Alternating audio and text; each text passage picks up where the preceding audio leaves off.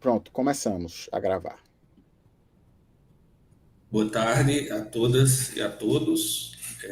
Este é mais um seminário aberto do Grupo de Pesquisa em Literatura Brasileira e Sociedade. O tema do seminário de hoje é Literatura e Cinema sobre Vidas de Personagens, e a gente conta com a participação da professora Analice Pereira, do IFPB, de João Pessoa, e da professora Lívia Gaioso, do Instituto Federal do Ceará. Analice doutora em Teoria Literária pela Universidade Federal da Paraíba, e Lívia Gaioso é doutoranda em Teoria Literária também pela Universidade Federal da Paraíba. Eu gostaria só de dizer que Analice Pereira é pesquisadora do nosso grupo, e Lívia é convidada nossa. Somos muito gratos pela participação de Lívia com a gente aqui hoje. Esperamos que, a partir desse evento, ela cada vez mais possa frequentar e colaborar com o nosso grupo. Bom, então eu vou rapidinho dizer os títulos das apresentações e explicar a dinâmica, tá? Eu sou Aécio Amaral, sou professor da Universidade Federal da Paraíba, vou fazer a mediação desse seminário. Também sou do Grupo de Pesquisa em Literatura Brasileira e Sociedade. Analice vai iniciar fazendo uma fala para a gente sobre um tema que ela vem desenvolvendo, né, uma pesquisa que ela vem desenvolvendo. O título é Do Romance Dois Irmãos, de Milton Atum, a minissérie homônima de Luiz Fernando Carvalho. Refiguração e sobrevida do personagem Nael. Na sequência, perdão, Analice, eu acho que vocês tinham sugerido que Lívia começasse, não é isso? Isso, perdão. Então, peço perdão a você e da audiência. No início, a gente havia acertado que Lívia começaria, eu me deixei levar aqui pela ordem do cartaz. Então, Lívia começa com o título As Sobrevidas de Ricardo Reis, da heteronímia pessoana às telas de cinema. Lívia vai falar entre 20 e 30 minutos. Depois disso, a gente tem a fala de Analice, do romance Dois Irmãos, de Milton Atum, a minissérie homônima, de Luiz Fernando Carvalho, refiguração e sobrevida do personagem Nael. Após a apresentação delas duas, eu vou tecer breves comentários sobre cada apresentação. Nos dois casos, sou muito grato por tanto Analice quanto Lívia terem enviado uma versão, né, para a apresentação, e aí elas podem, na medida em que entenderem interessante, né, podem interagir um pouco com as minhas questões, e depois disso a gente abre para o restante dos membros do grupo que estão aqui conosco, tá? Então, dito isso, eu passo a palavra para Lívia, mais uma vez agradecendo a ela pela disponibilidade de estar aqui conosco. Obrigada, Aécio. Vou pedir licença para compartilhar o meu material, tudo bem?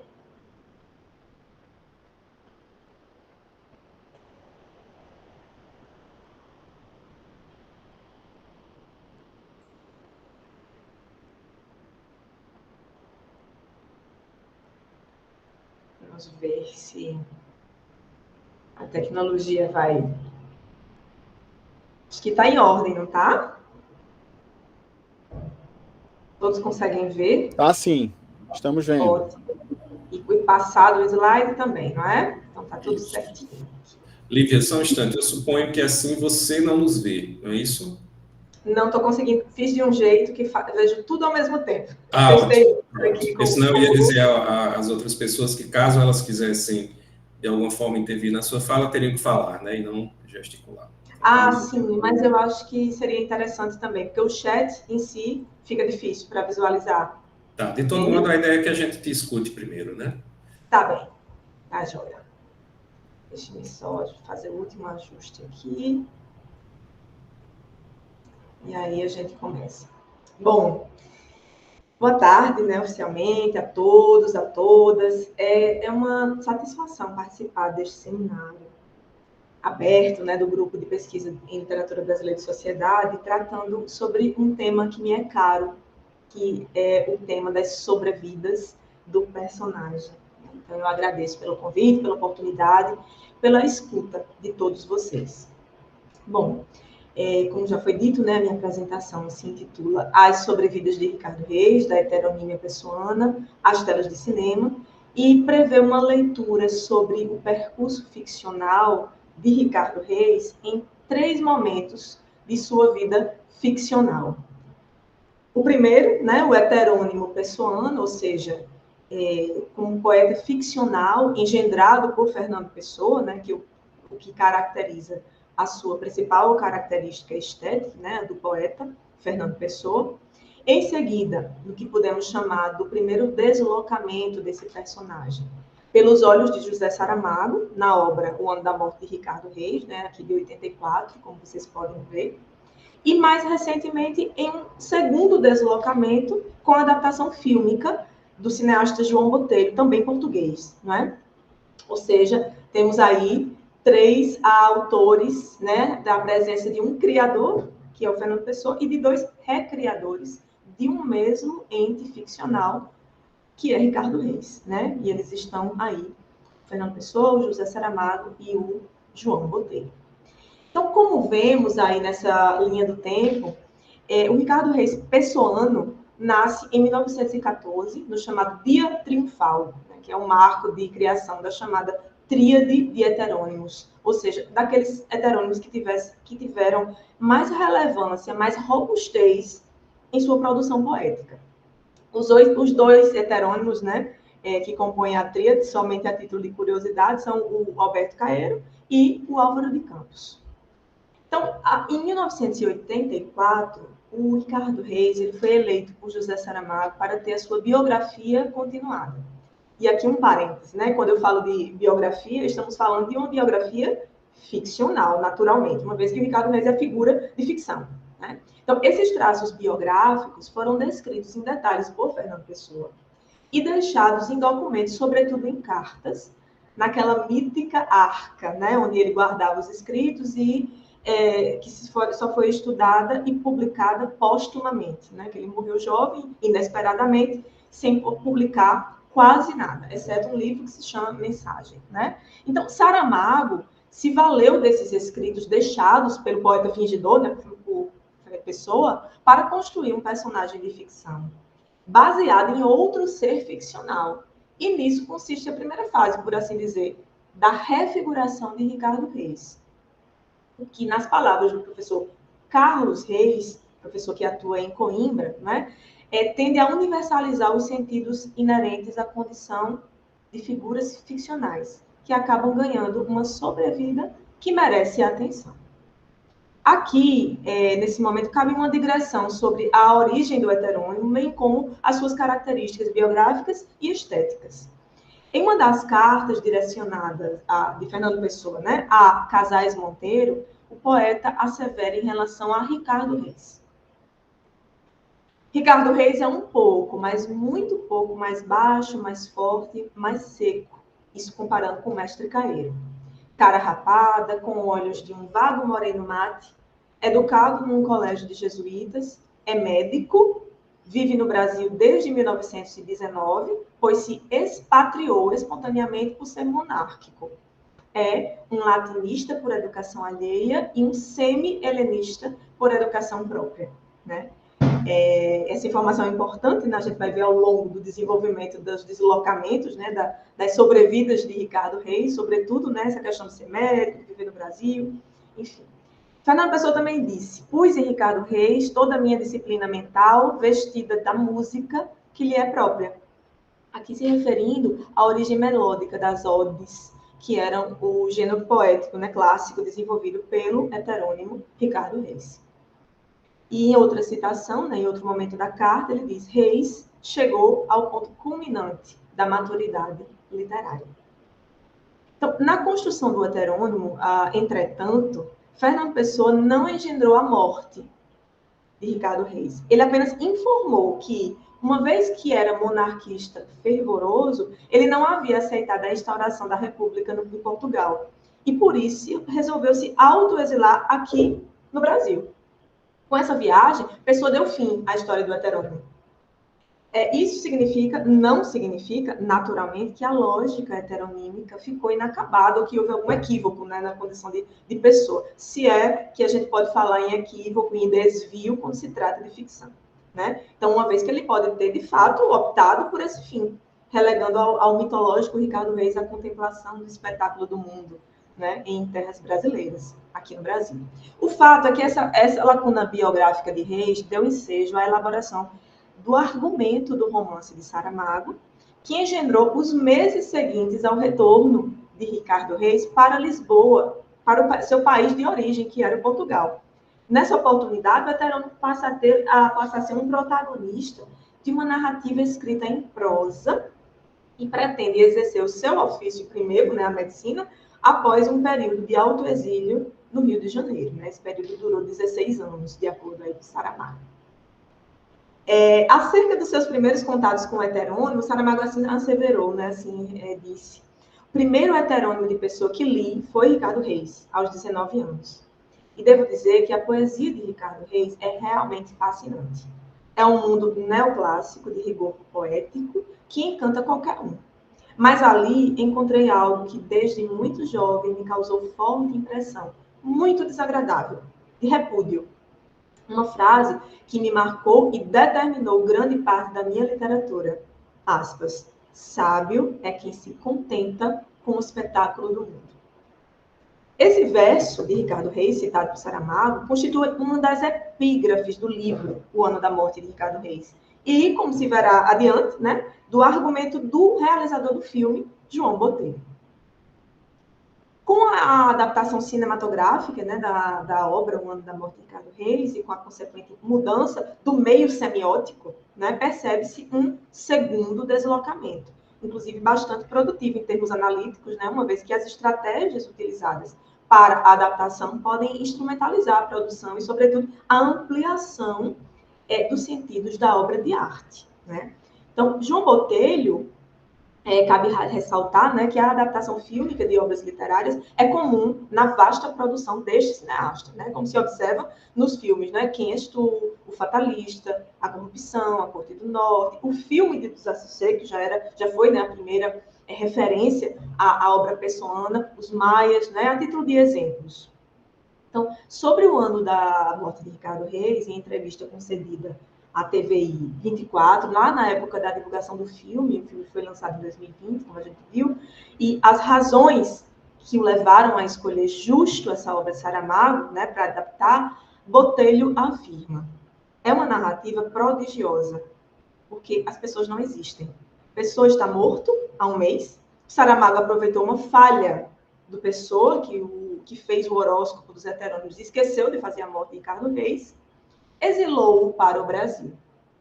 É o criador e a criatura que conversam muito um com o outro. Essa fala de João Botelho. Né? Então, levando em consideração os limites do nosso tempo, né, pretendemos direcionar as discussões nesta tarde para a obra fílmica, O Ano da Morte de Ricardo Reis. Para tanto, observaremos a dicotomia entre tempo de história e tempo do discurso, nas ideias de Jorge Seabra. Antes de adentrar nas análises do filme, né, efetivamente, é necessária uma pequena delimitação de conceitos no que diz respeito ao tempo de história e ao tempo do discurso. Né? Então, de acordo com o Dicionário de Estudos Narrativos, do professor Carlos Reis, já mencionado anteriormente, o tempo da história se refere à cronologia propriamente dita, demarcável pela sucessão de eventos suscetíveis de serem datados e ordenados com rigor variável, em contextos em que várias personagens vivem individualmente o tempo em locais, por vezes, muito distantes entre si. No cinema, portanto, né, o tempo da história corresponderia ao tempo da própria diegese. Para o mesmo autor, Carlos Reis, o tempo do discurso seria a representação narrativa do tempo da história.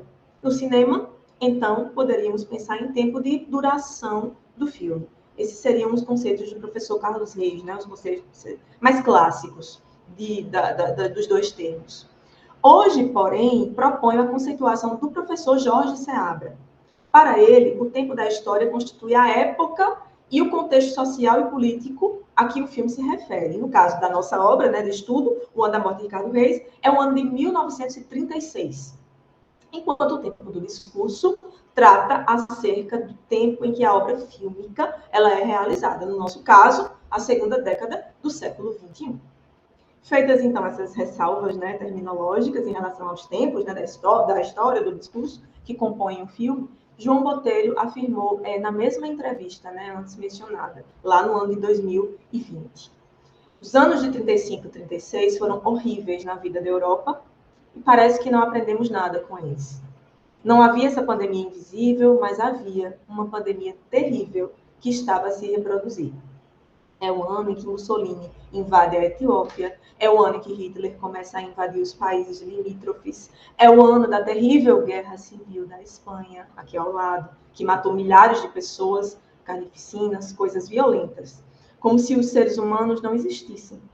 E um ano também, cá em Portugal, em que é constituído o Estado Novo. Hoje, se repararem no mundo, vão acontecer Trumps, Bolsonaro, Putin, o ditador chinês, guerras a cercar a Europa, que estão muito perto. Foram essas coincidências que me levaram a escolher esta obra. Há outras obras de Saramago, mas esta é adaptável e o herói principal é o ano de 36. Então, para ilustrar as escolhas do realizador no processo de transubstanciar, né, Ricardo Reis, para a linguagem cinematográfica, bem como alguns sentidos produzidos por essas escolhas em relação ao tempo da história, em seguida ao tempo do discurso, eu trouxe alguns frames, né, do filme, alguns destaques do filme. Nesses dois primeiros, observamos a contextualização do Estado Novo sob as rígidas mãos de Salazar. Aqui aproveitamos para sinalizar que a película foi toda produzida, né, assim, quase em toda a totalidade, na verdade, em preto e branco, o que permite o jogo de luz e sombra tão caro a João Botelho e as suas realizações, né? Então, essa técnica, né, essa estratégia, coloca em evidência, em um primeiro plano, o mais literal, pessoas e objetos, e em uma segunda camada, a partir desse concreto, significados mais abstratos. No frame à esquerda, podemos, né, observar um plano que faz parte da sequência do depoimento de Ricardo Reis à Polícia de Estado, né? Ao grande retrato de Salazar, afixado na parede, é direcionada uma luz que o põe em evidência, assim como o calendário, que, por sinal, aparece em vários momentos do filme, deixando o espectador sempre a par do tempo exato em que as ações se sucedem. Em outras palavras, sabendo que Pessoa morreu em novembro de 35 e que aparece em forma fantasmagórica para Ricardo Reis, né? Um mês após a sua morte, temos a noção exata de que o enredo começa em dezembro deste ano, na véspera do Ano Novo, cuja comemoração também é retratada no filme, além da festa de carnaval, que marca fevereiro, né? E outros momentos pontuais, como o dia da revolta dos marinheiros, em que o calendário também fica muito evidente na mise-en-scène. À direita, né, no nosso frame à direita, temos a reprodução de uma convenção fascista lá na Praça de Touros do Campo Pequeno, em que os gestos que funcionam como signos, né, do período ditatorial, bem como as faixas que enaltecem o governo e pontuam os seus mais conhecidos slogans, né, restam em evidência, também utilizando-se do recurso de luz e sombra para evidenciar esses destaques. No frame a seguir, né, que vocês estão vendo agora, podemos observar essas escolhas do realizador de modo panorâmico, com a vista da plateia do Campo Pequeno e em destaque com uma faixa com o slogan Deus, Pátria e Família. Rememore-se, neste momento, que o tempo da história é lá o ano de 1936. Trouxe para vocês verem esse frame da convenção fascista, né, que aparece, né, que o cineasta escolheu levar para o filme adaptado, para a obra adaptada. Então, é importante ressaltar nesse contexto como a refiguração do personagem Ricardo Reis foi moldada nessa sequência da convenção fascista, sob o manto do verso de Reis que incomodou Saramago. Lembram? Sábio é aquele que se contenta com o espetáculo do mundo. E parece ter servido de eixo para o argumento do livro, haja vista ser uma das epígrafes da obra, como já foi mencionado. Vemos na tela um Ricardo Reis que participa de uma convenção clara em seu propósito, mas que o deixa profundamente desconfortável. testa franzida, respiração ofegante, sem posição para sentar. É um personagem que transpira, que observa a conversa dos vizinhos, sem, contudo, se interessar, tampouco opinar. Por fim, ele vai embora do evento antes do seu término, dizendo resoluto, após observar um belo monumento do Campo Pequeno: nunca mais vou a um comício. Gostaria tanto de falar com o Fernando. É um Ricardo Reis incomodado, que acaba transpondo, né, esse incômodo propositadamente, claro, em minha leitura, né, para o espectador do filme. Então, retornando aos nossos conceitos, é preciso relembrar que o filme de João Botelho estreou em 2020, o que significa dizer que foi produzido nos anos imediatamente anteriores, quando o mundo, no mundo, melhor dizendo, novamente eclodiam governos extremistas, como aqui no Brasil, como nos Estados Unidos também. Em outras palavras, pode-se dizer que o tempo do discurso se interligava em alguma medida com o tempo da história. A crítica social e política comum nos percursos, né, do realizador, e nesse filme em especial, restam explícitas, desde a eleição da obra, né, dentre todos os outros Saramagos, ele escolheu exatamente o ano da morte de Ricardo Reis, até a escolha das sequências, né, do como fazer, do como mostrar, que é o cerne de uma das principais lições que ele, Botelho, né, ele sempre fala isso nas entrevistas, teve de quem considera um mestre, que é o Manuel de Oliveira, um outro realizador português importante. Então, aprendeu com ele que o cinema no cinema não eram as histórias, mas sim um modo de contar as histórias. Não é o que se passa, é o modo como se passa. Ainda nessa seara, gostaria de mostrar esse frame que faz parte acho que passei errado o slide, passei atrasado o slide, não é? Então, para ilustrar aí o nosso tempo do discurso, com os mesmos slogans, né, que nós vimos no filme, nos frames escolhidos. E aí a gente tem uma imagem do Brasil e a gente tem uma imagem dos Estados Unidos com exatamente os mesmos slogans, né, Deus, Pátria, Família, Liberdade, que nós vemos naquela convenção fascista, né? Então, essa interligação que já foi mencionada. Então, além disso, né, gostaria de mostrar esse frame que faz parte da única sequência colorida da película, né? E depois, a última, né? Depois que Ricardo Reis resolve finalmente deixar o mundo terreno, com suas convenções, amores carnais, etéreos, consultórios médicos, revolta de marinheiros, né? Então, ele deixa tudo isso para seguir com Fernando Pessoa para o Prazeres, né? O cemitério, cujo nome remete ao próprio epicurismo, a filosofia que lhe é tão cara. Então, um pavão com a cauda aberta, o que ressalta a exuberância de suas cores e formas, e sinaliza na vivência animal e concreta, né, a pretensão de atrair a fêmea. Mas, no plano simbólico, ela pode representar a esperança, né? O animal pode representar a esperança pela liberdade ou pela retomada da liberdade. E aí, eu gostaria de trazer, né, uma referência nossa, né, brasileira. Então, aqui no ano de 74, no auge da ditadura militar, o compositor cearense Ednardo, inspirado na literatura de cordel, compôs a canção Pavão Misterioso, com uma ideia libertária, metaforicamente representada pelo alçar voo do pavão.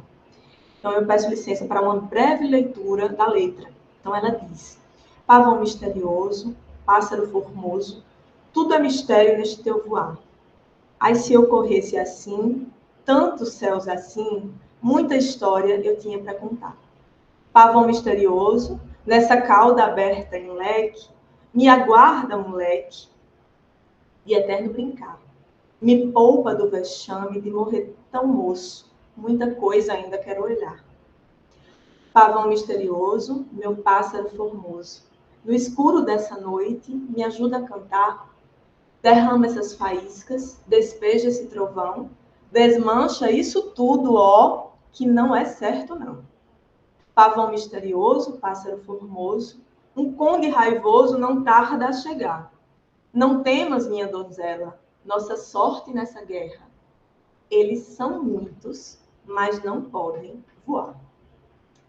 Na letra, podemos observar vários elementos que apontam para o desejo de liberdade, não é? Como nos versos, mas se ocorresse assim, tantos céus assim, tanta história eu tinha para contar, ou me guarda, moleque, do eterno brincar, ou ainda, no escuro dessa noite me ajuda a cantar, versos últimos, né, que ainda sugerem o tom ameaçador daqueles tempos silenciosos e silenciados, né, e, portanto, constituem um signo de denúncia. No mesmo sentido, os desaparecimentos criminosos de militantes, né, contrários ao regime, em sua maioria muito jovens, também são sinalizados na canção, por meio do apelo do sujeito lírico, né? Me poupa do vexame de morrer tão moço, muita coisa ainda quero olhar.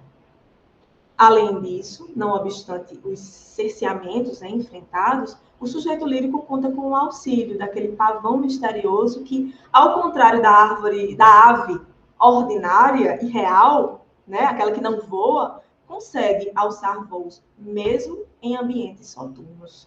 Ele diz, né, o sujeito lírico derrama essas faíscas, despeja esse trovão, desmancha isso tudo, ó, que não é certo, não. Por fim, demonstra otimismo ao refletir sobre o futuro, né, convicto de que os tempos de liberdade não tardariam. Eles são muitos, mas não sabem voar. Percebe-se, portanto, a partir dos subtextos contidos na canção Pavão Misterioso, né, a única forma possível de manifestação, sem o risco de represália, né, em momentos em que a censura existe, um brado pela retomada dos livres arbítrios individuais e coletivos. Por essa razão, propomos essa aproximação entre significados simbólicos do animal e a busca pela liberdade, ou a sua retomada. A atribuição de cor no plano final da película, a filmada, né, quase em toda a sua totalidade em preto e branco, como a gente já discutiu, também aponta para a esperança de sair da penumbra daqueles tempos sombrios. E aí, já encaminhando a nossa fala para as considerações finais, retomemos a ideia central de sobrevida do personagem e adaptação fílmica. Acerca do ato de adaptar, assim afirma a Linda Hutchell. Adaptação é repetição, porém repetição sem replicação. E há claramente várias intenções possíveis por trás do ato de adaptar. Desejo de consumir e apagar a lembrança do texto adaptá-lo ou de questioná-lo. Robert Stem, por sua vez, diz que é preciso buscar a relação entre os textos e seus outros, não só em formas de bastante cruas, né, e óbvias, mas também em formas muito mais sutis, difusas, relacionadas com os overtones, as ressonâncias, as pausas, a atitude implícita, o que se deixou de dizer, o que deve ser dito. Então, assim, a partir dessas breves considerações acerca da trajetória ficcional de Ricardo Reis, sobretudo em relação à recente adaptação fílmica do ano, né, da morte de Ricardo Reis, pretendemos lançar hipóteses de discussão acerca dos mecanismos de refiguração e sobrevida desse personagem. Concluímos com os versos de Chico Buarque, que, a meu ver, tratam sobre ensaios, né, sobre a cegueira e a lucidez. Chico diz: mesmo que você fuja de mim por labirintos e alçapões, saiba que os poetas, como cegos, podem ver na escuridão. Eu agradeço a atenção de todos, fica aqui o meu contato e sigo à disposição no momento adequado para a gente conversar. Obrigado, Lívia, pela sua fala, né, pela exposição e por compartilhar o material, né, de Obrigada também. apresentação. Eu vou, como a gente combinou no início, né, já passo a palavra para a Analice, vou repetir o título da fala dela, do romance Dois Irmãos, de Milton Atum, a minissérie homônima de Luiz Fernando Carvalho, refiguração e sobrevida do personagem Nael. Analice.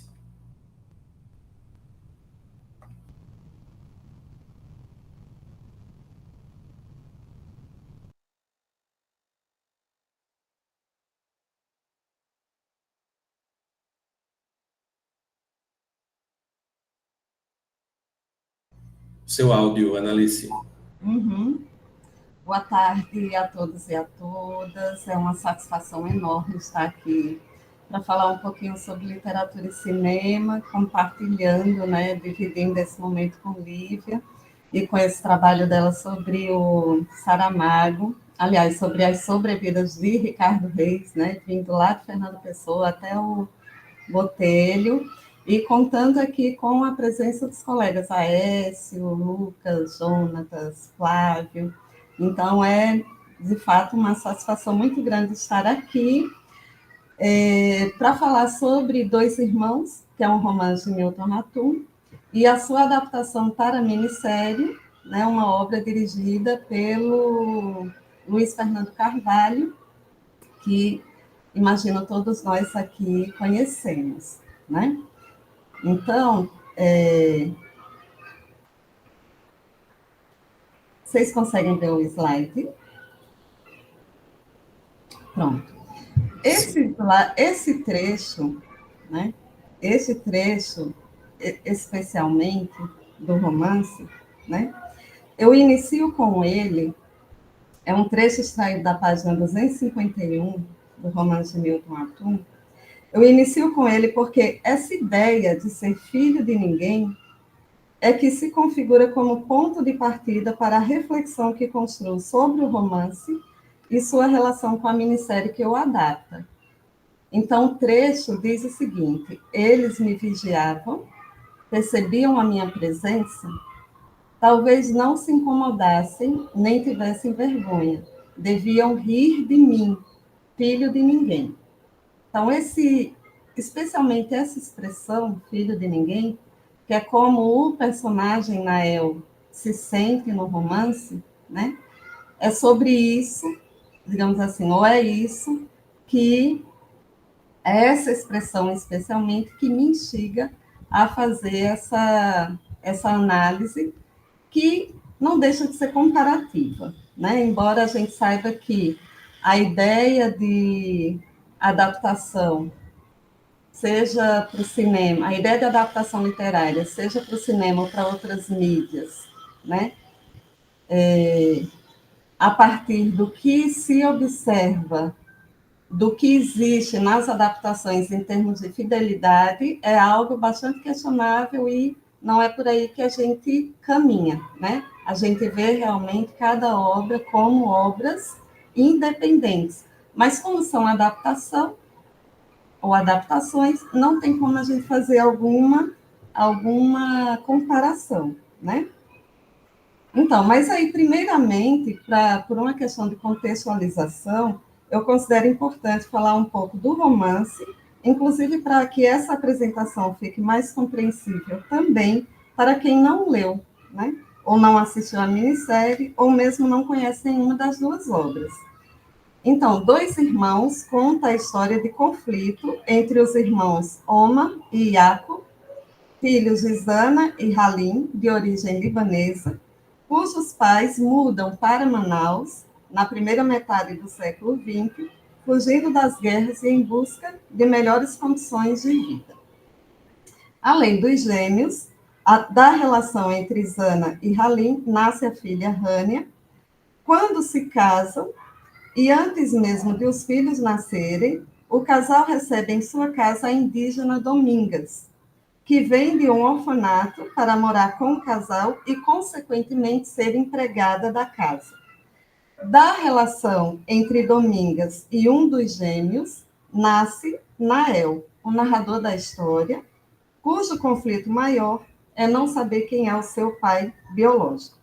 Em resumo, o livro conta a história desses 7 personagens principais, que tem como narrador o personagem Nael, que é o que me interessa aqui, né? É sobre a refiguração desse narrador-personagem que pretendo expor aqui alguma coisa. É da perspectiva dele que a história é narrada. Como narrador, ele se alimenta não só da sua observação, vivência e experiência, mas também das lembranças e das narrações de outros personagens, especialmente de Domingas, sua mãe, e de Halim, seu avô, que fazem a vez de narradores do narrador.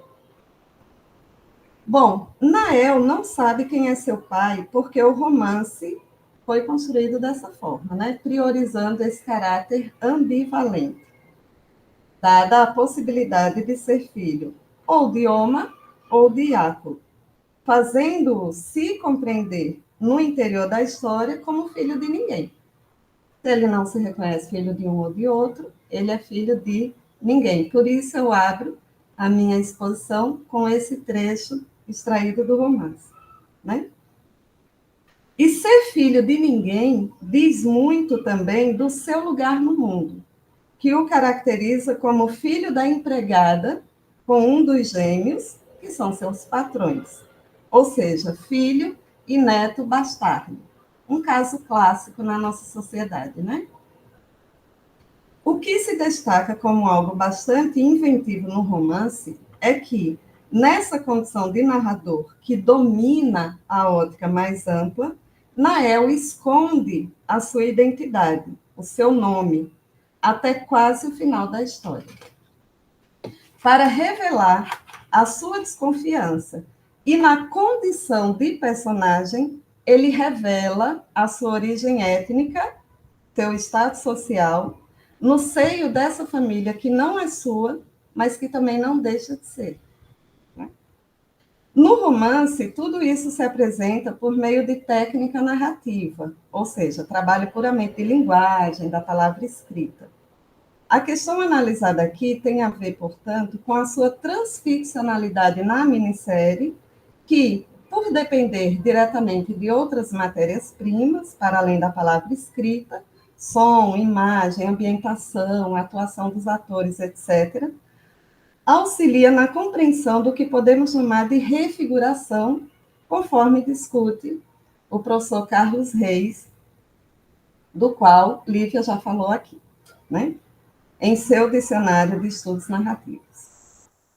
A partir do que propõe Reis em sua teorização, na minha leitura, considero, sobretudo, como aspecto de refiguração, aquele relacionado a questões de índole sociocultural e cognitiva, tendo em vista a figuração de Nael como um tipo social e humano que ocupa um lugar periférico no seio da família da qual faz parte, apenas em parte. Basta lembrarmos que ele mora junto com sua mãe Domingas, numa espécie de cortiço nos fundos da casa da família. Daí surge a minha pergunta de pesquisa. Qual lugar ocupa esse personagem na minissérie televisiva e que põe em relevo, por exemplo, questões sociais e também culturais? Para responder a esse questionamento, interessa observar a sua condição de narrador, cuja refiguração na adaptação ora analisada reforça a ideia de romance ambivalente. Ou seja, a paternidade de Nael segue na minissérie, não sendo revelada. Nael segue sendo e se sentindo filho de ninguém, até o final da minissérie. Guardadas as devidas diferenças, podemos dizer que se trata de um artifício parecido com o que Machado de Assis faz em Dom Casmurro. Bom, para seguir nessa análise, importa responder inicialmente a uma pergunta crucial. Quem é Nael? É apenas na página 241, no capítulo 9, ou seja, quase no final do romance, que o nome é enunciado, ao mesmo tempo em que é potencializada a indefinição da sua paternidade, sugerindo a ideia de que nem a própria mãe o saiba. Mas isso não significa dizer que sua identidade não esteja sendo construída por toda a trama. Afinal, Nael, mesmo filho de ninguém, né, é filho de indígena com um descendente de libanês. Ele representa, assim, um processo de imigração que resultou em aculturação bastante importante e significativo na cidade de Manaus, principalmente na primeira metade do século XX. Então, esse filho de ninguém, assim se qualifica, por causa de sua origem étnica, do seu lugar social, que é periférico. E o que faz Milton Ratum? Ele dá voz a esse personagem. Quando o constrói como narrador da história dessa família da qual faz parte, de forma bastarda e torta, mas faz. Dar voz a esse personagem, oriundo de um lugar periférico, dadas as suas dada a sua condição social e a sua origem étnica, pode significar uma preocupação ideoestética do autor.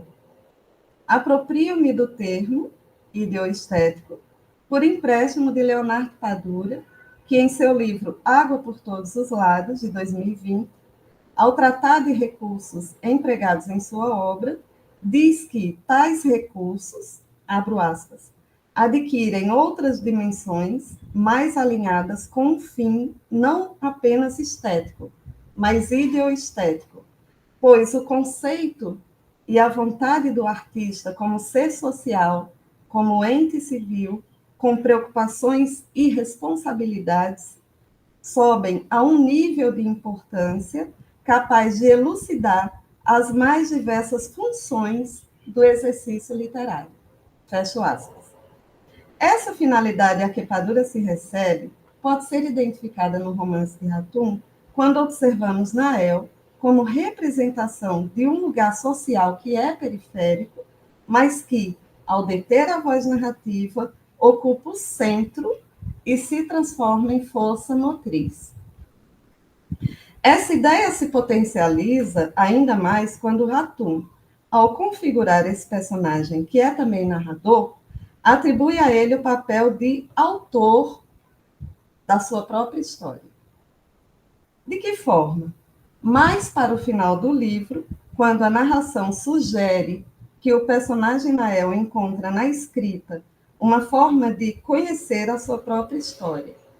É nas cenas finais que essa condição de escritor aparece, mas de forma bastante sutil, inclusive como um possível desdobramento da sua função de professor de literatura em que se formou. É muito sutil essa aparição do personagem nessa possibilidade de escritor. Passa realmente desapercebido numa leitura mais rápida, né? Isso no romance. Agora vamos ver na série o que o Luiz Fernando Carvalho fez, né? Produzida pela Rede Globo de televisão e exibida em seu canal aberto em janeiro de 2017, a minissérie é constituída de 10 episódios, que variam de 40 a 70 minutos de duração cada um, e se encontra disponibilizada no canal Globoplay, plataforma digital de streaming de vídeos e áudios, desenvolvida e operada pela Rede Globo. A minissérie foi dirigida por Luiz Fernando Carvalho, reconhecido no Brasil por suas adaptações de textos literários, como, por exemplo, Pedra do Reino, de Ariano Suassuna, Capitu, adaptação da obra Dom Casmurro, de Machado de Assis, Lavoura Arcaica, de Raduan Assar, Os Maias, de Écio Queiroz. Em Dois Irmãos, Carvalho põe em relevo a figura de Nael como personagem, narrador, professor e escritor, representados na produção fílmica, por exemplo, pelos recursos de voice-over, que é aquela voz que sobrepõe a cena, ou seja, a narração, e off-screen, quando o personagem não aparece, mas sua voz sim. Além, é claro, da aparição do personagem na pele dos atores Rian Soares, como adolescente, e Irandi Santos, como adulto. A locução em toda a série, porém, é apenas de Irandi Santos. Bom, é nessa leitura que Luiz Fernando Carvalho faz do romance que vamos nos deter.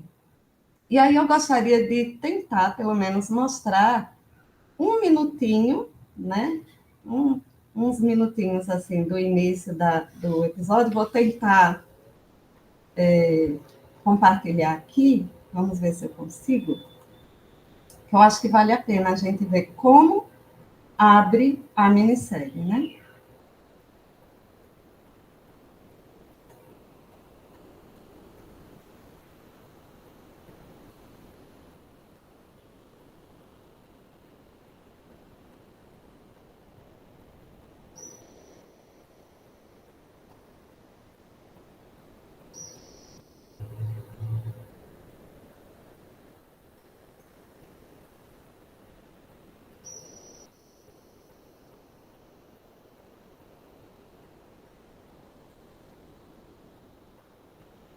A inteligência artificial não consegue definir em uma imagem do que vão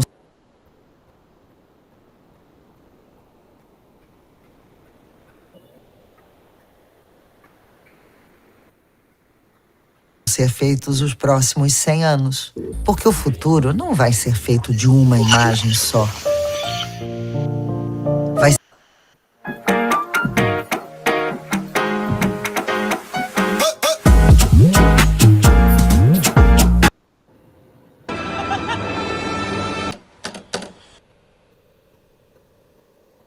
Bom, então, vou deixar aqui, né, paradinha nesse frame, que é o que vai nos interessar aqui. O que chama a atenção na adaptação, e que trago como elemento de análise de uma refiguração de personagem literário, é a relevância dada ao personagem em sua condição própria de personagem, mas também de narrador e de autor, escritor da história. Para a representação fílmica de Nael como escritor, e que no romance é apenas anunciada de forma bastante sutil, Carvalho lança mão de um equipamento mecânico de escrita que é transformado em perspectiva estética para auxiliar na refiguração do personagem, como algo que o caracteriza. Esse mecanismo é uma máquina datilográfica, como podemos ver, né? O episódio 1 inicia com cenas de mãos datilografando versos do poema de Drummond, que epigrafam o romance, ditos pelo ator Irandir Santos, que assume essa voz narrativa do personagem Nael até as últimas cenas do último episódio. O trailer oficial, disponibilizado no canal YouTube, um dos produtos midiáticos responsáveis pela chamada minissérie, também apresenta como objeto essencial a máquina datilográfica, para mostrar que há, nesse personagem, um autor, ou seja, um escritor, para além de narrador dessa história. Importante destacar que a aparição dessa máquina se dá tanto pelas imagens de mãos teclando, quanto pelo áudio que emite som dessas mãos que teclam ao longo de toda a minissérie. A máquina datilográfica representa, assim, um mecanismo de escrita transformado em elemento estético, que anuncia que Nael é escritor e, portanto, autor da sua própria história, para além de narrador e de personagem. Ao discutir sobre a forma de transcodificação como processo de adaptação, Linda Hunt nos alerta para o seguinte: os truísmos críticos que devem ser particularmente testados, para não dizer desmascarados, são os que dizem respeito à forma como as diferentes mídias podem lidar com elementos como ponto de vista, interioridade e exterioridade, tempo, ironia, ambiguidade, metáforas e símbolos, além de silêncios e ausências. Fecho aspas. No caso aqui estudado, observamos pelo menos 2 desses elementos em sua relação intrínseca: ponto de vista e ausências. É possível traduzirmos essas ausências por vazios, naquele sentido que Wolfgang Iser discute em suas reflexões sobre a estética da recepção e do efeito. Noutras palavras, a recepção da leitura de Luiz Fernando Carvalho se valeu de algo que, conforme teoriza Iser, abro aspas, joga o leitor dentro dos acontecimentos e o provocam a tomar como pensado o que não foi dito. Falando de forma mais direta, Carvalho enfatiza a condição de escritor de Nael, condição essa que não foi dita no romance. Em nenhum momento do livro se diz que Nael é escritor. No entanto, alguns trechos anunciam essa possibilidade. Por exemplo, e aí eu volto lá nos slides.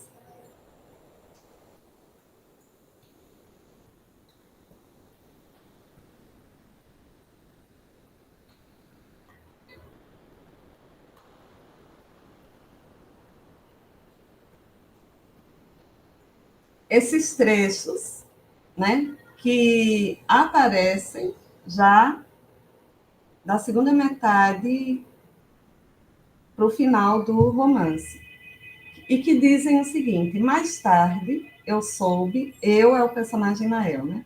Eu soube do que Omar desconfiava. Omar.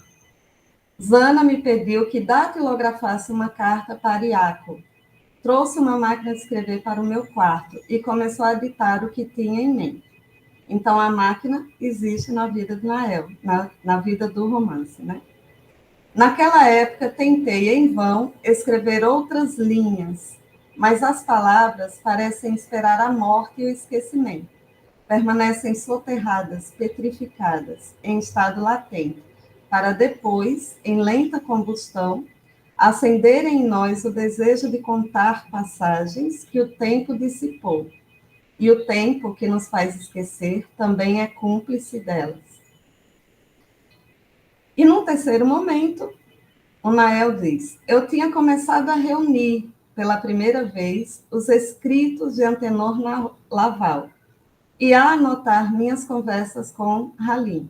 Passei parte da tarde com as palavras do poeta inédito e a voz do amante de Zana. Ia de um lado para o outro e essa alternância, o jogo de lembranças e esquecimentos, me dava prazer.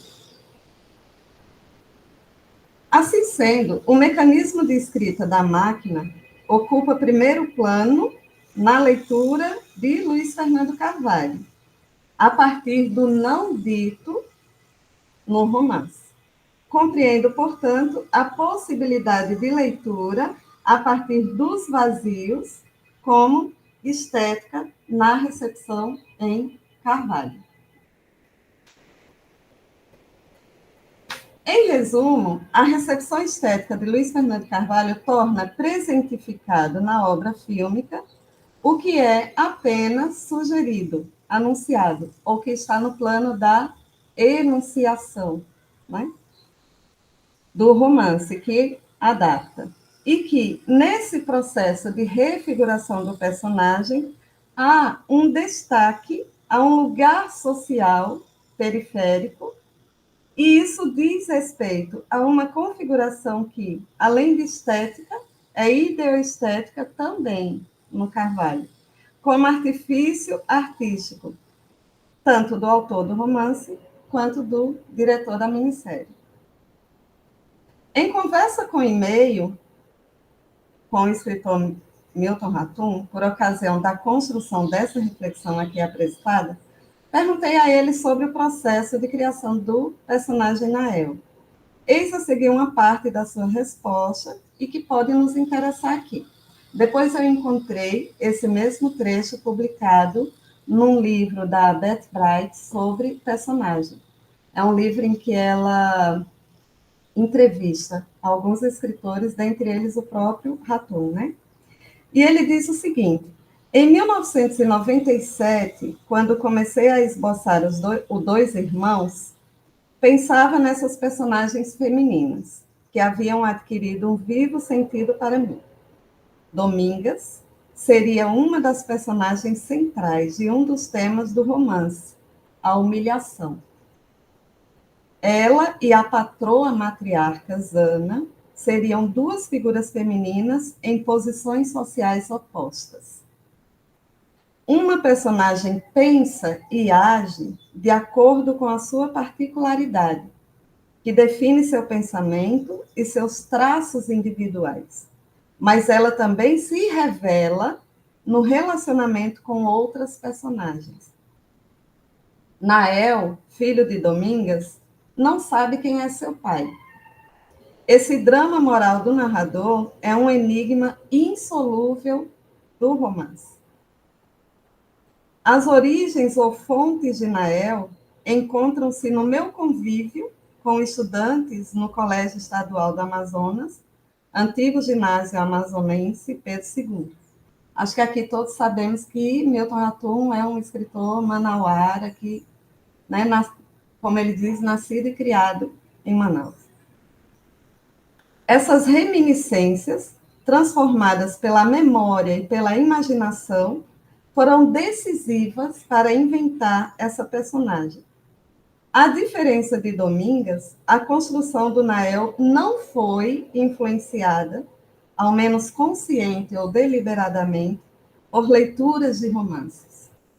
Minha intenção era dar voz a uma personagem humilde, que, graças ao empenho e ao afeto do avô, Halim, conseguiu estudar numa escola pública.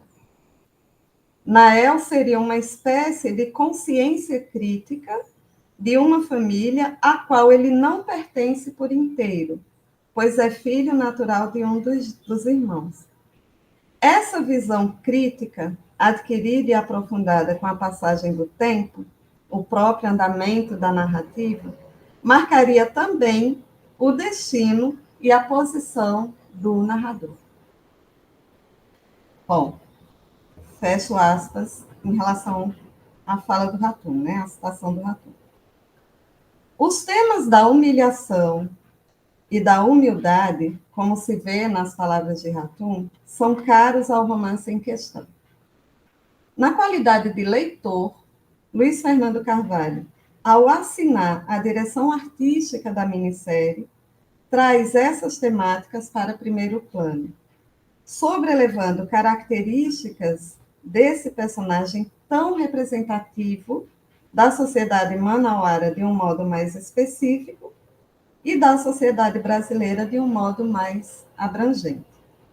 Noutras palavras, e me encaminhando para a conclusão, a configuração de Nael no romance e sua refiguração na minissérie se dão a partir da sobreposição do que está na base desse personagem e que diz respeito às origens que o definem como filho de ninguém.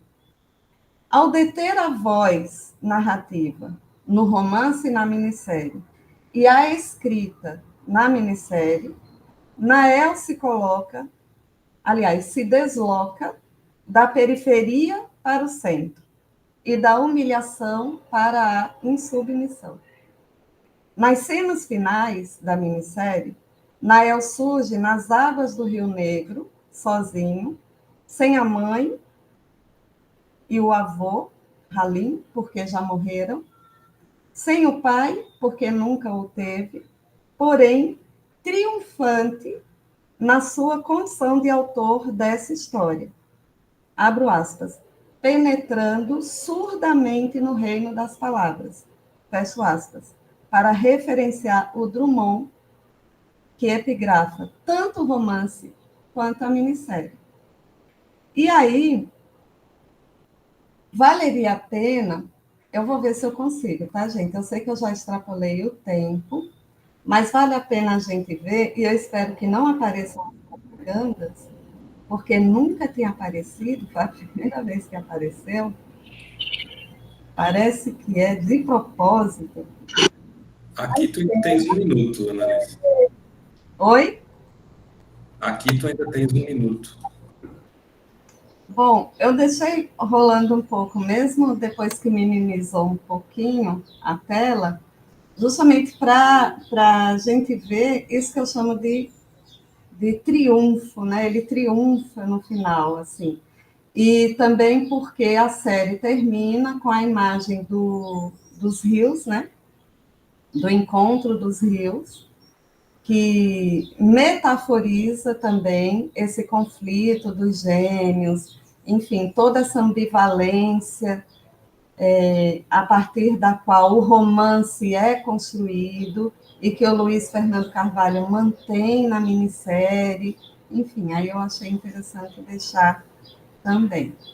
E essa é a leitura, né, que eu gostaria de compartilhar com vocês, e estou aqui à disposição para comentários, perguntas, etc.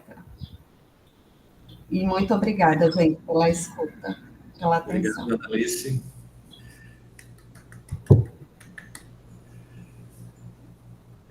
Bom, gente, eu vou fazer breves comentários aqui, com base nas exposições de Lívia e de Analice, duas perspectivas, né, bastante interessantes, né, duas apresentações muito boas, né, muito prazerosas, né, de a gente ver, cada qual com a sua densidade, né, cada qual com o seu caminho, eu diria, analítico, e cada qual...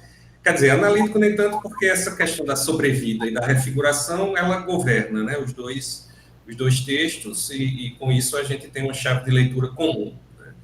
O que eu percebo mais de diferença, na verdade, claro, não com respeito às escolhas de vocês, mas com respeito às escolhas dos autores sobre os quais vocês se debruçam, né, que eu acho que é um pouco mais por aí que eu vou comentar, né? Porque o texto de Analice eu já conhecia, ele vai compor a próxima coletânea do nosso grupo de pesquisa, e eu já conhecia o romance de Atum, e por conta do texto de Analice eu fui ver a série, né, de Luiz Fernando Carvalho. Já no caso do texto de Lívia, eu não tenho familiaridade com a obra do Botelho, né? É um filme até que eu tentei ver, sabia que o nosso ator brasileiro, né, que aparece agora, como é o Chico Dias, participa, até tive o privilégio de, enfim, em um determinado momento, por um outro motivo, conversar com o Chico Dias sobre essa obra, a respeito de outra coisa, um evento do qual a gente participou junto, e que marca um pouco, talvez Lívia saiba mais que eu, uma certa entrada de Chico Dias, né, no mundo do teatro e do cinema lusitano, né? Ele até fez um Hamlet lá em Portugal, enfim, a partir daí ele encontrou uma boa entrada, né, na arte lá em Portugal. Mas, enfim, Lívia, para te dizer que eu não tenho familiaridade com a obra do Botelho, né, embora conheça o heterônimo de Pessoa. Então, isso, claro, vai limitar um pouco meus comentários sobre a tua apresentação. Por outro lado, assim, eu vou levantar coisas que eu vejo nos poucos aspectos que você levanta da obra e até me fazem pensar em outras obras cinematográficas, igualmente adaptações literárias, que eu não consegui perceber na obra de Luiz Fernando Carvalho.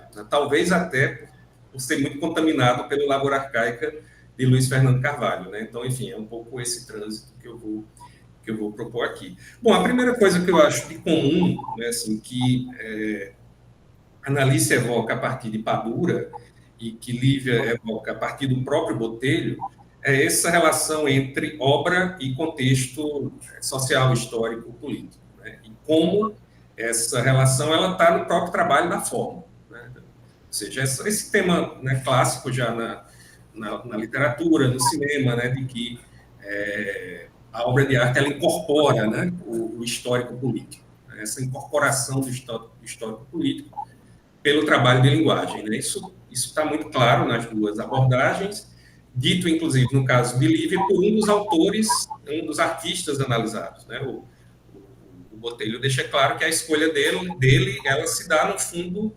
histórico-político, em que ele percebe comunalidades, né? Coincidências históricas terríveis, né? Para usar talvez até da mesma palavra que ele.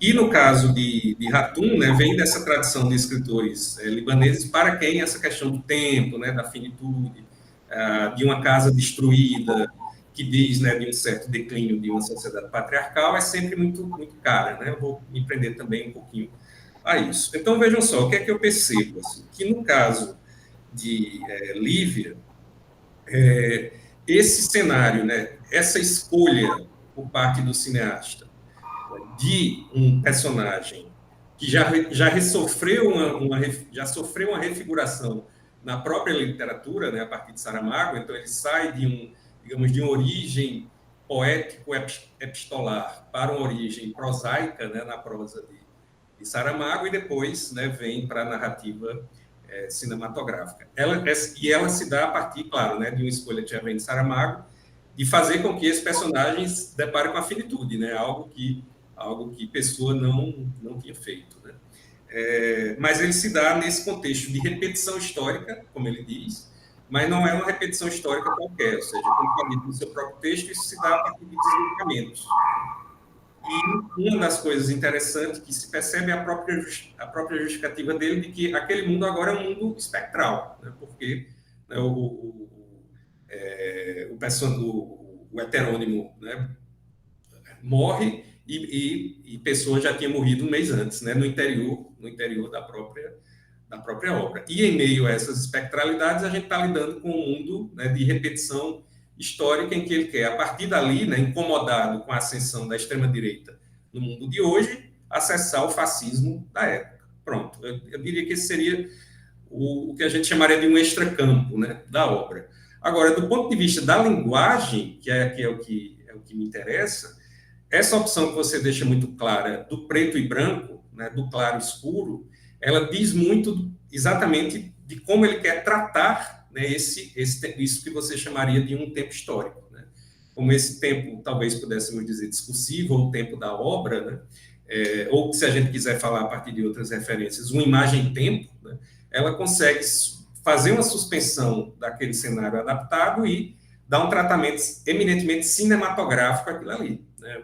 Tanto que as próprias imagens que você mostrou do claro escuro, seja ele depondo ao departamento de polícia do salazarismo, seja ele na Convenção Fascista, me lembrou muito o Conformista, de Bertolucci, né, que também é uma adaptação literária e que ele também faz uso do claro escuro como denúncia do fascismo, né? Ou seja, você tem aí o fato de que a própria linguagem cinematográfica, a escolha narrativa, né, na cinematografia, ela comunica com o signo político-ideológico, né, com esse ideoestético a que a análise refere através de Padura. Com isso, eu quero dizer o quê? Que, pelos fotogramas que você mostra, né, mesmo eu não tendo visto a obra, e pela contextualização que você dá das escolhas de Botelho em relação a Saramago, a Pessoa e ao heterônimo, a gente percebe, digamos,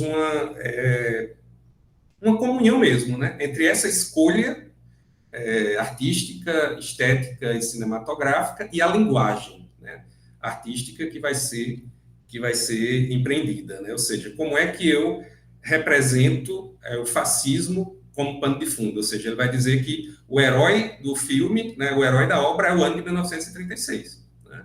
Ou seja, não é o heterônimo, né, é o tempo histórico, efetivamente. E ele consegue mostrar isso a partir desse jogo de claro e escuro, né?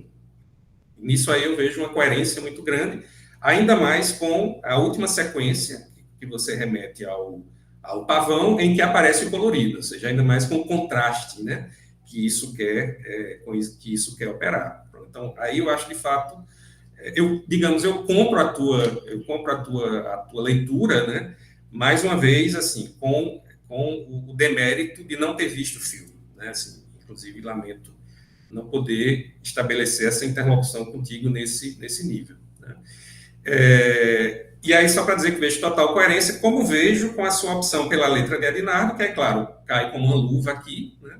E a própria citação de Chico que você faz. Embora aí eu deva dizer de um certo estranhamento, porque, digamos, na leitura, né, eu acho que você consegue o tempo todo se ater aos elementos que estão em jogo ali entre o que está em jogo na adaptação cinematográfica de uma obra literária, né, inclusive em termos de trabalho de linguagem, a escolha do cineasta, esse personagem que já é um personagem eminentemente fictício, né, desde Pessoa, etc. Ou seja, eu acho que você consegue ir ali como você está se propondo.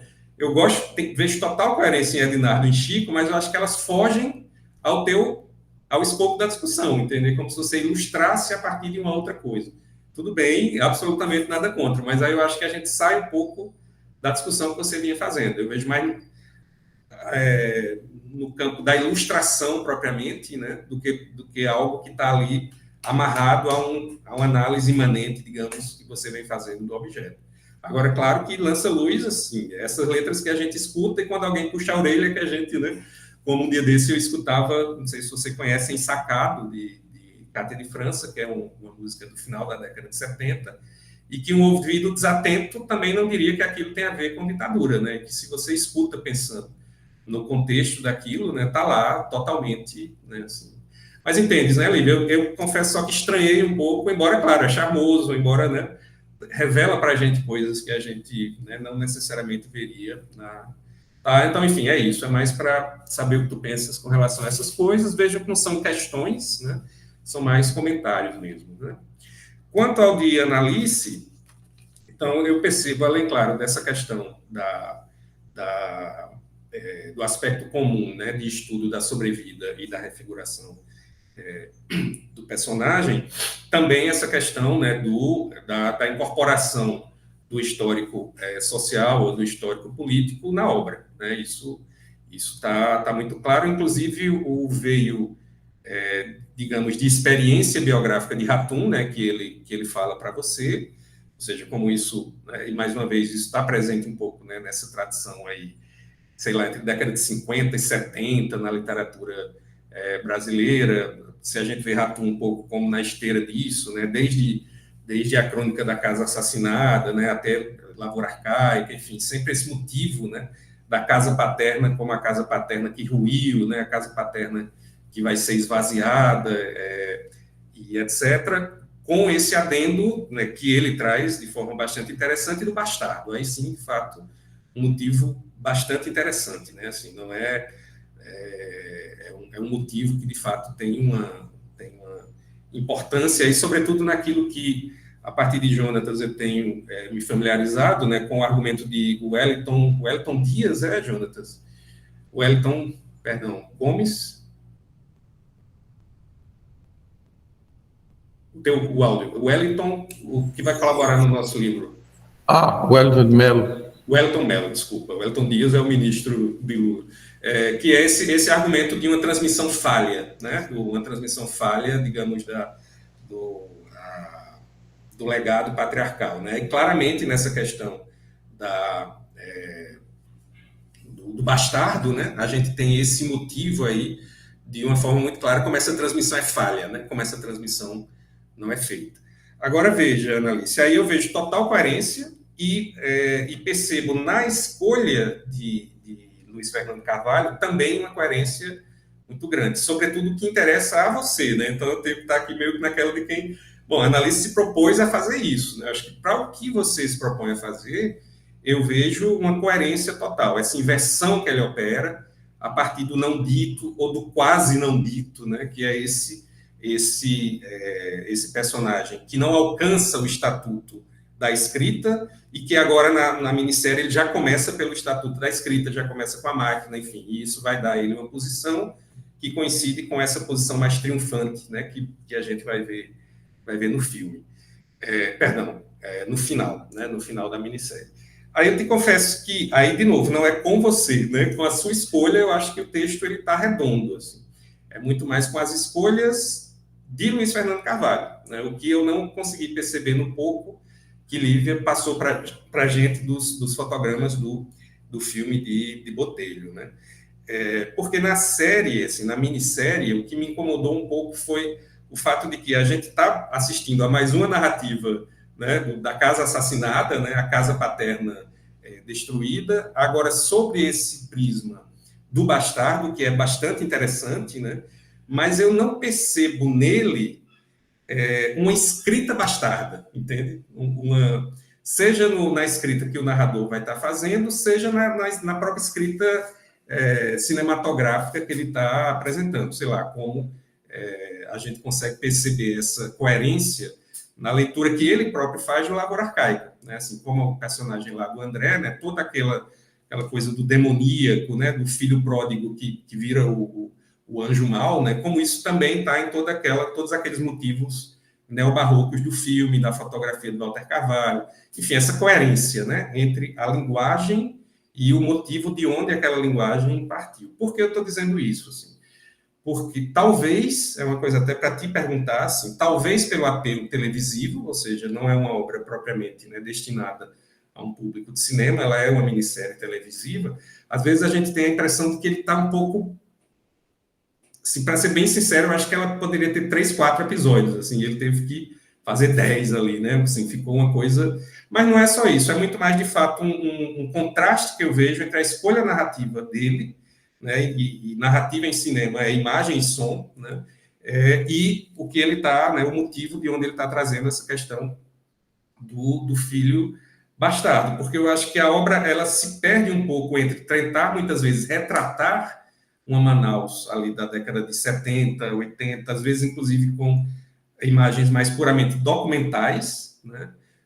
Ele faz esse jogo, né, de imagens de Manaus da época e a Manaus de hoje, e acho que muitas vezes ele cai no que Andrusha Waddington caiu quando adaptou o Copo de Cólera, né, na chave do erótico, que, claro, também não deixa de ser fácil, não deixa de ser tentador nesse tipo de literatura, né, mas toda aquela exploração do corpo de Juliana Paz, né, toda aquela questão daquela sexualidade aflorada do filho mais novo, né, que é lá dos gêmeos, enfim, como tudo isso eu acho que acaba adquirindo um protagonismo maior, né, do que propriamente exatamente o ponto que você pega, que é o que eu fiquei esperando dele, né, uma escrita bastarda, sabe, assim, que é o que, afinal, o personagem pratica, né, que é o que, afinal, se ele triunfa é exatamente por isso, como você bem diz. Aí percebes, eu não vejo isso na obra cinematográfica, né, ou seja, de novo, não é um problema seu. E eu vejo isso... E com isso já concluo, na própria... Peraí que eu anotei isso aqui e perdi agora. Sim, no próprio elemento, na banda sonora do filme, assim, porque veja que o filme é uma espécie de épica negativa, né, assim, uma desconstrução da épica, se a gente pensa, né, na épica exatamente como essa aventura, né, do herói, que ao final da aventura, né, tem uma mensagem a passar à comunidade política, que quase sempre vai dizer, né, desse herói de uma sociedade patriarcal. Ali a gente tem uma anti-épica, ou seja, esse filho bastardo ele não tem muito a nos dizer, né, a não ser a destruição da sociedade, daquela família patriarcal, mas o pano de fundo é o tempo todo a sinfonia amazônica de Vila Lobos, que é uma épica, tá entendendo? Assim, daí é o próprio aspecto triunfal, ou triunfante, né? Então, aí confesso que do ponto de vista de recepção me incomoda, assim, você está vendo uma época negativa com uma banda sonora triunfante, entende? O triunfal, né? Assim, que é épica. Eu assim, dá tilt na minha cabeça, sabe?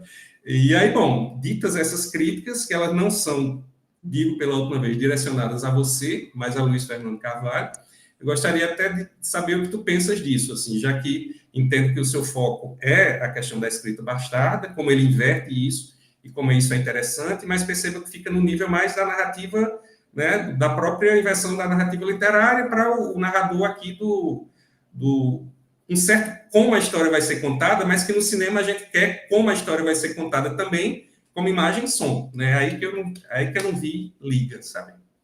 Pronto, é isso. Espero que as questões tenham ajudado.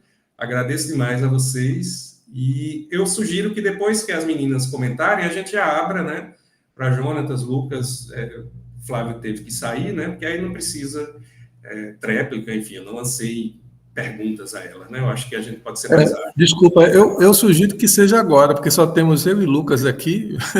Mas não é bom elas já falarem, não, Jonatas? Porque aí já pega já um pouco elas já... Como queiram. Não é? Porque aí até pode ser que elas já digam coisas que contemplem o que você e Lucas queiram falar, e também para elas terem um respiro. Pode ser?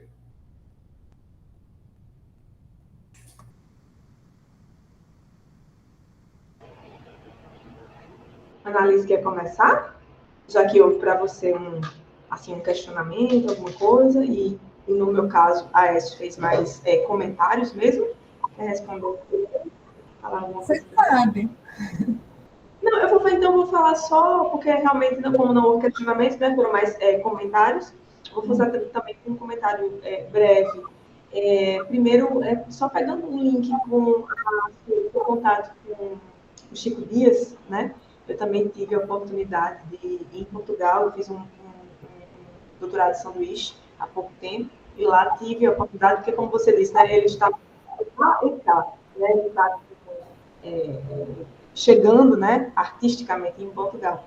E na oportunidade eu conversei brevemente com ele e ele me falou sobre a dificuldade, o estranhamento, né, do povo português em um Ricardo Reis brasileiro. Né? Então, aquele personagem sagrado, mítico, né, sagrado para os portugueses, um heterônimo pessoano, ser interpretado por um brasileiro. Isso enquanto o filme ainda estava em lançamento. Diz que depois, né, depois da recepção, houve um acolhimento, né? Ele me deu esse depoimento. A tal ponto que ele faz um Hamlet depois no teatro Então, de Portugal. exatamente. Então, ele está realmente se dividindo, né, entre Brasil e Portugal, né, artisticamente. E em relação aos comentários que você fez, já anotei bastante coisa, achei muito pertinentes, né, agradeço pela escuta atenta, né, pela leitura atenta do texto que eu mandei antes, tá certo? Então, me coloco à disposição para depois conversar com os demais participantes, né, Jonathan, Lucas e Annalise também, é claro. Obrigada. Então, eu acho que antes de pensar na recepção estética do Luiz Fernando Carvalho, né,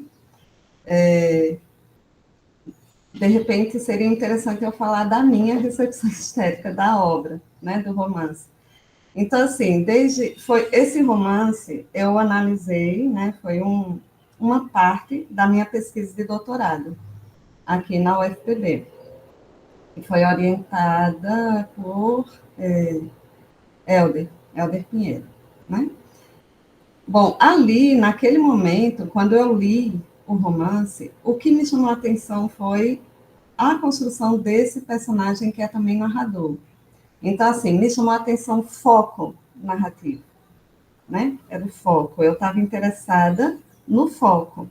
E lá no doutorado eu fiz uma análise sobre esse artifício literário, né? Esse recurso narrativo. Então, foi uma pesquisa muito focada, inclusive em termos teóricos, nessa categoria. Quando foi lançada a minissérie, né? Quando foi lançada a minissérie, eu fui assisti-la também buscando, né, entender ou observar mais detalhadamente como o Luiz Fernando Carvalho ia transficcionalizar, ou estava transficcionalizando esse narrador, que é também personagem, para a minissérie, né? Então, o olhar para a minissérie segue sendo nesse personagem e nessa questão do foco narrativo, né? Daí, isso não significa dizer, obviamente, que outros elementos não são vistos. A gente vê. O fato de ser minissérie, não ser um filme, né? E, por isso, também se utilizar de outros procedimentos artísticos, enfim, é um outro andamento, tudo muda, né? Tudo muda. Quando a gente compara, por exemplo, o que Luiz Fernando Carvalho faz com Lavoura Arcaica, e aí Aécio é expert nesse assunto, né? Porque já estudou o livro, o filme, enfim, a gente já conversou sobre isso. O que ele faz lá em Lavoura Arcaica, de repente, se ele tivesse tido esse mesmo objetivo com o Dois Irmãos, seria uma outra obra, né? Seria uma outra obra, seria outra coisa. Então, eu concordo com você, por exemplo, que é muito longo. Eu lembro que a primeira vez que eu assisti, eu fiquei assim, meu Deus, essas mulheres não param de chorar nunca, porque as mães estão ali. E, claro, porque o romance tem essa carga dramática. A figura da mãe, e aí, obviamente, o que você traz como elemento primordial no romance, que é o espaço da casa, né? E a destruição daquela casa, que está também no Lavoura Arcaica, e o Luiz Fernando Carvalho, obviamente, eu entendo que ele faz isso também na minissérie, mas é aquela coisa mais arrastada. E eu lembro que eu fiquei com isso mesmo, Lívia, porque a Lívia riu um pouquinho, eu fiquei, né? Meu Deus, essas mulheres não param de chorar nunca nessa minissérie. Essa minissérie, ela é banhada em lágrimas. E aqueles gêmeos que não param de brigar nunca. E aquela coisa toda. E aquele figurino, que é um figurino muito excessivo. Me falta a palavra agora, mas aquele figurino não é um figurino, né, que lá de Manaus, daquela época, enfim. Mas aí a gente tem que pensar também no olhar do Carvalho para essa tensão dramática, né? E para um aspecto meio teatral que ele leva para as suas produções cinematográficas, minisséries, se a gente pensar Hoje é Dia de Maria, por exemplo, a própria Pedra do Reino, né? Que tem toda essa questão meio teatral. Então, e Capitu, né? Capitu é teatro na tela do cinema. Então, assim, eu concordo com você, Aécia, é isso mesmo, sabe? Eu acho que... Mas a minha leitura é sobre esse personagem. A minha curiosidade, pronto, vou usar a palavra mais adequada. Eu fui movida pela curiosidade de observar como esse personagem, que não tem nome, que é filho de ninguém, que é periférico, que é um indígena filho, né, que tem essa origem étnica, é filho de uma indígena que é... A Domingas, ela não é empregada da casa, ela é a escrava da casa, porque ela não recebe salário por aqui, né? Por isso que na minha apresentação eu falei o caso clássico na sociedade brasileira, né? Quantos casos a gente conhece assim? Então, a minha preocupação era essa, porque se o Milton Ratum, e aí entra a questão da comparação, mas não no sentido de fazer um juízo de valor em relação à fidelidade, né? Não é nada disso, o livro é melhor do que a minissérie, não passa por aí, mas porque o Milton Ratum faz isso. Quando ele coloca um filho de uma indígena, empregada doméstica, né, traz para o centro, né, tira da periferia e traz para o centro, né, ele faz uma... E era isso que eu queria entender na minissérie, né? Mas essa questão que você fala da antiépica, do anti-herói, o triunfo ao final com a Sinfonia Amazônica de Villa-Lobos, enfim, tudo isso a gente poderia dizer que é excesso? Não sei, talvez trazer especialistas aqui no assunto, né? Eu não teria segurança em fazer esse juízo de valor. Não sei se eu te respondi. Não, total. Inclusive porque, como eu disse, o meu problema não era com a tua leitura, né? Mas com a minha recepção de Luiz Fernando Carvalho. Eu acho que a tua leitura vai num ponto bem preciso e entrega o que prometeu, que é exatamente esse ponto do não dito ou quase não dito, em que está em jogo o papel da oralidade e da escrita, né? Nessa transmissão da memória, e o Luiz Fernando Carvalho já parte de uma inversão disso, né? Ou seja, até digamos, aumentando, né, a visibilidade dessa figura do bastardo, que você também coloca como sendo o que Atum traz para o centro da cena, né? Uhum. Tu não tinha que me responder nada, não, era só com relação ao Luiz Fernando Carvalho mesmo. Pronto, gente, Jonatas e Lucas.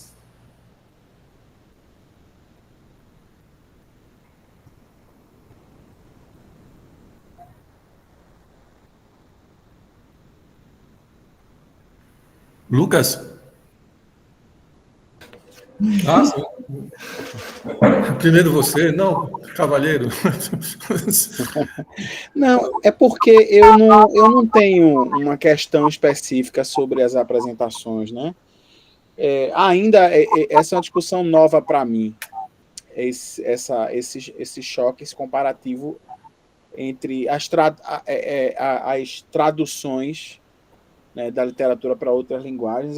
Agora eu gostei muito, eu fiquei com vontade, na verdade, de escutar mais vocês mais argumentos, mais cenas, mais trechos, mais recortes, né? Porque eu achei uma discussão muito consistente, né? E muito atuais em respeito ao nosso cotidiano, né? Cercado aí por essa ameaça do fascismo, né? E essa marca de origem da sociedade brasileira, que é esse bastardismo, esse estupro, né? Então eu fiquei babando aqui pela discussão que vocês colocaram. Eu só tenho a agradecer e vou ler os textos de vocês aí sobre essas temáticas, vou devorar porque são muito pertinentes para a formação da gente, né? Você usou a palavra estupro, salvo engano? Foi. Não, é uma leitura minha. Você acha que é? Não, isso é interessante porque a Domingas, a personagem Domingas, a mãe de Nael, ela é estuprada por um dos gêmeos, pelo Oma, né, que é o caçula, que é, enfim. Então, há essa possibilidade do Nael ser filho, né, o romance sugere isso, porque há essa cena do estupro. De fato, essa é uma cena enunciada no romance. Não está só no campo da anunciação, tá? Enunciada. Né? Aliás, da enunciação. Agora, a ambiguidade se coloca porque ela tem uma relação com o outro, que é uma relação que rola um afeto, um respeito, Entendeu, Lucas? Então, eu achei interessante você usar a palavra estupro, porque tem um estupro realmente no romance, né? Que é encenada, né? É uma cena que realmente aparece na minissérie. É uma cena bem difícil, mas de muita beleza estética, assim. Você lembra isso? Que a Índia vai para o rio e se lava, depois do estupro, né? E chora, chora, chora, e reza, assim, fica falando numa linguagem... dela, né? Numa linguagem indígena que a gente não reconhece, não tem legenda, né? Ela fica ali, E acho que essa questão da humilhação, né, Analice? Sim. Que o próprio Ratum chama a atenção, né? Eu acho que isso... Isso. Eu gostei imensamente, como o Lucas, como eu creio que a Écio também, e Flávio, que não pôde ficar até o final, as duas falas, né? E como o Lucas, eu gostaria muito, no caso de Annalise, é imperdoável, porque eu teria tido a oportunidade de ler o seu texto, mas eu tive que dedicar a leitura de outros textos da coletânea e não pude ler, mas seria um imenso prazer em ler e agora vou ler, certamente, antes da edição final do trabalho. Vou procurar com a Aécio. Então, Lívia, é um prazer conhecer você. Eu adorei. Veja, eu não tenho muito tempo para falar, porque são 4 minutos para encerrar, não é isso? Mas, então, somente fazer uns breves comentários. Primeiro, tem esse tema da história e de como narrar a história, é um tema que diretamente eu estou ligado agora, porque eu estou ligado a temporalidade histórica, a temporalidade cairótica e toda uma discussão sobre tempo que vem desde os gregos até a contemporaneidade. Então, um dos elementos que você trouxe é da ficção, né? A ficção junto com a narração, que também, e com a narração histórica, que é um elemento super importante, uma discussão na teoria literária, é super importante. E disso você tem um elemento também de, imagino, a partir dessa mobilização do elemento da ficção, da imaginação, não é isso? Porque se você pega a frase que você pegou, né? Sabe, aquele que se contenta com o espetáculo da vida, que é extremamente epicurista, não é? Extremamente. Eu já fiz um texto sobre a importância de Epicuro para entender os utilitaristas, os neoliberais, um tempo desse na minha vida. Então, a imaginação pode ser, isso que eu quero dizer, um elemento de adaptação ao mundo. Você imaginar para não sofrer tanto. E você tem na ficção tanto a opção de fazer a coisa para adaptar para o mundo ser mais prazeroso, ser menos doloroso, como as pessoas que retratam essa posição e deixam a gente com um incômodo terrível. Não é que é o caso de Ricardo Reis, o caso me lembrou também de Eliot. Eu me lembrei do Canção de Amor, de Alfred Prufrock, que é o camarada que não conseguiu fazer nada e que ele tem a vidazinha miserável dele.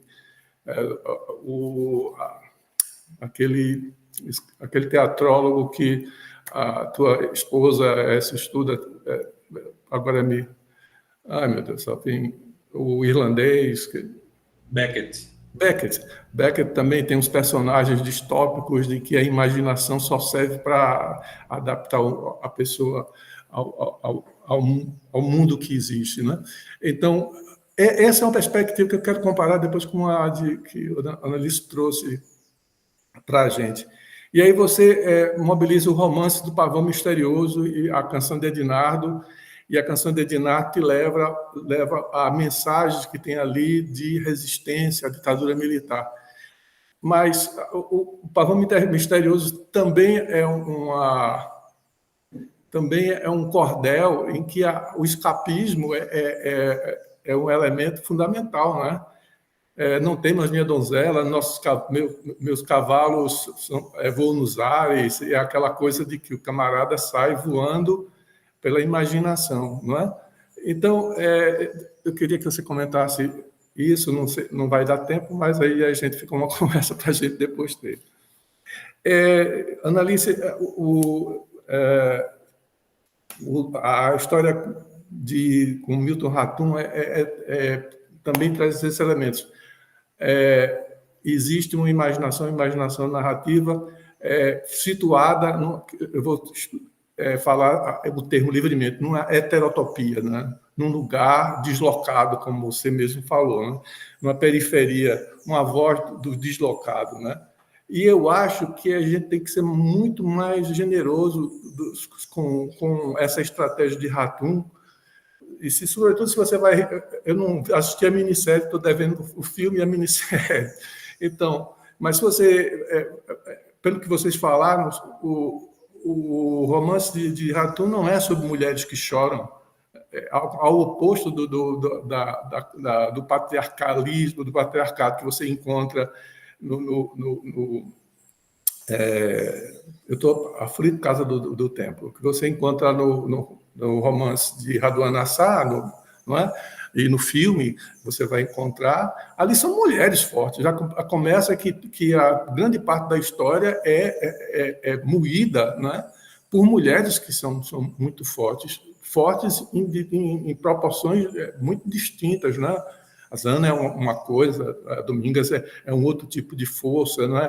A Rania é um outro tipo de força, mas são mulheres muito fortes, muito marcantes e homens que não se localizam muito bem nos seus espaços, você pensa bem.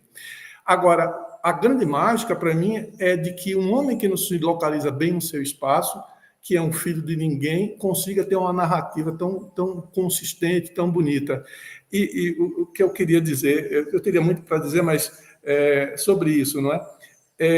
De que o Brasil foi fundado pelos modernistas nessa ideia de uma heterotopia, de nós somos um país diferente, um olhar diferente sobre o mundo que vai nos lançar para um futuro bonito e brilhante, né?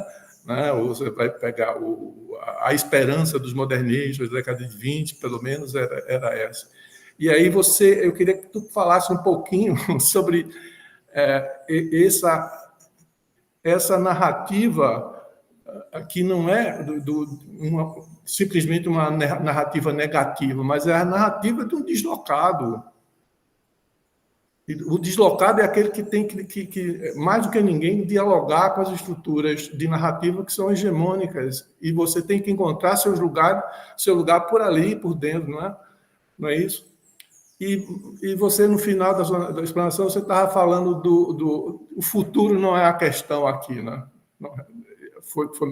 E isso é fantástico para dizer assim, se a gente pensar na potência mesmo desse lugar do deslocado, que é o lugar da literatura, né? Mesmo quando a boa literatura, pelo menos, mesmo quando ela faz uma leitura aparentemente acomodada da existência, epicurista da existência, ela está jogando para você uma dureza muito grande, né?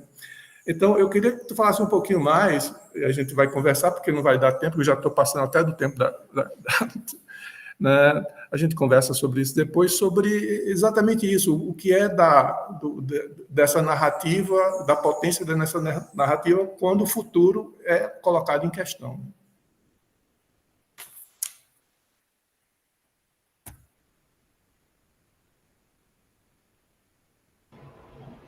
Alice? Quer começar, querida?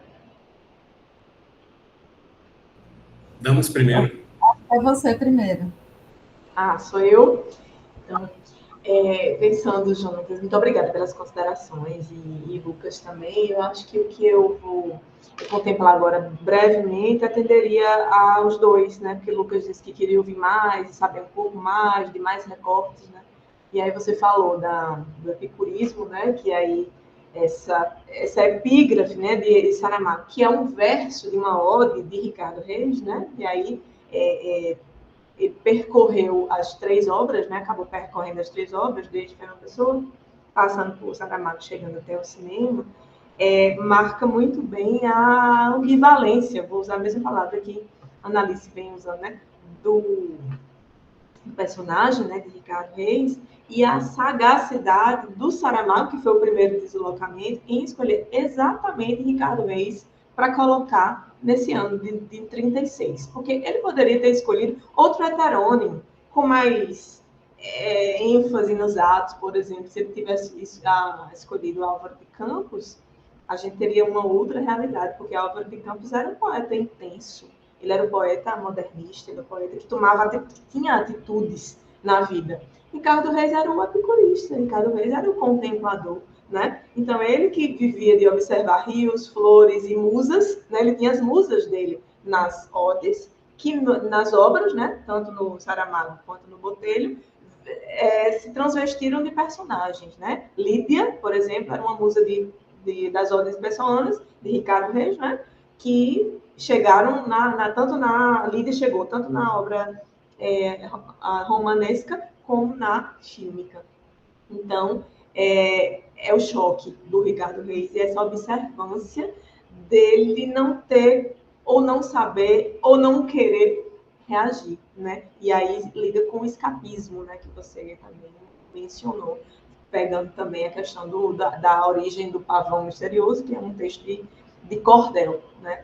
Então, é uma sagacidade, na minha visão, né, assim, muito grande, do próprio Saramago em escolher exatamente esse heterônimo. Então, ele mexeu, ele provocou o heterônimo e ele acaba provocando a gente também, porque, afinal, ele tinha que se posicionar. Ele estava no meio de um tempo, né, em que não havia meio termo.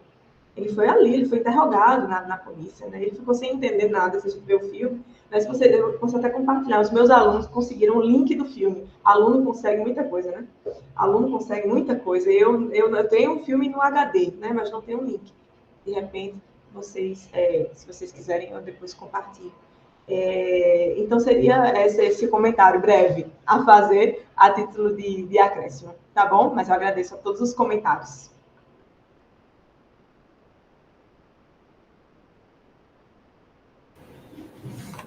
Eu também, né, agradeço todos os comentários de Lucas, Jonatas, própria Écio, que se dispôs a vir aqui, né, mediar essa nossa conversa, Eu acabei começando a falar e nem fiz meus agradecimentos formais, viu, Aécio? Mas agradeço imensamente a você também. Jonatas traz umas questões bem interessantes sobre a leitura que ele faz do romance, né? Também. Por exemplo, quando você fala das mulheres fortes, né? As mulheres no romance realmente são muito fortes. E aí isso seria um trabalho, né? Um trabalho voltado para essas mulheres. E assim também como essas mulheres são transficcionalizadas na série. Porque, de fato, eu amo a série, eu adoro a série, mas eu acho um excesso aquela carga dramática em cima das mulheres. Enfim, mas isso aí já é uma outra discussão. Em relação à questão, né, quando você fala da potência da narrativa para o futuro, eu vou ver se eu entendi o que você traz para a gente debater, de fato, né? Então, veja, o Milton Ratum, a gente pode vê-lo como um escritor realmente compromissado com o seu tempo, né? O que ele traz para a sua literatura são, não só no Romance Dois Irmãos, mas nas demais obras, inclusive as mais recentes, que tem como pano de fundo a ditadura militar, né, o período da ditadura militar, são obras que ele sai, nas obras mais recentes, ele sai de Manaus, né, porque as obras anteriores a essa trilogia, que é uma trilogia que ele está construindo, praticamente todas elas são ambientadas em Manaus. Então, eu penso assim, tudo bem, ele é de lá, nascido e criado, como ele diz, mas ele saiu de lá para estudar fora também. Tem um pouco esse sentimento de pertencimento explorado na obra dele, aliado a esse compromisso de escritor que quer trazer para a sua obra questões sociais muito cruciais, eu acho, né? Assim eu avalio. E daí, pensando no futuro, né, obviamente que essas obras, para as gerações futuras, poderão falar muito de um Brasil de hoje, né? Provavelmente seja por aí. Poderão falar muito de um Brasil de hoje.